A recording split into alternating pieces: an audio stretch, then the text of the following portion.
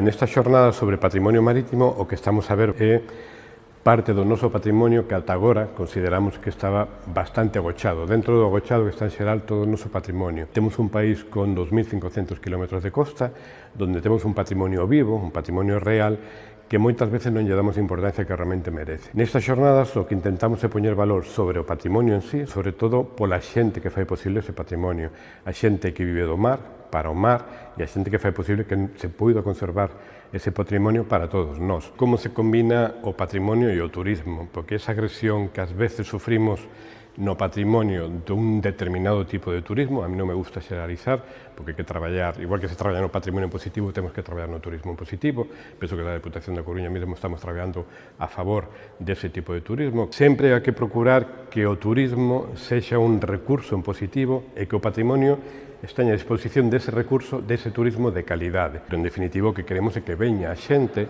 que disfrute do noso patrimonio, que aprenda do noso patrimonio e, sobre todo, que o poña en valor. Das administracións temos a obriga de protexelo, de poñer en valor e de tratar o patrimonio como que é en realidade, que é unha fonte de recursos sociales, culturais e tamén económicos. O patrimonio non pode ser un problema como se está a tratar de algunhas administracións. Ten que ser un recurso en positivo. Estas xornadas son importantes desde dous puntos de vista. Primeiro, para chamar a atención da sociedade, pero tamén ao mesmo tempo para chamar a atención das administracións.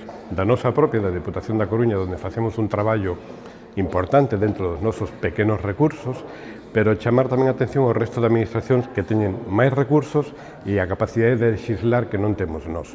O proxecto que actualmente temos en marcha, que é unha liña de subvención directa para concellos, que é d'1 millón de euros, e vaise seguramente que ampliar a 2 millóns de euros, donde os concellos poden solicitar subvencións para aquel patrimonio que este en risco, que este en perigo. É unha liña que xa se pechouse este 21 de xaneiro, pero que se vai a ampliar e donde se poderán, insisto, incluir todas esas solicitudes para o tema de patrimonio marítimo.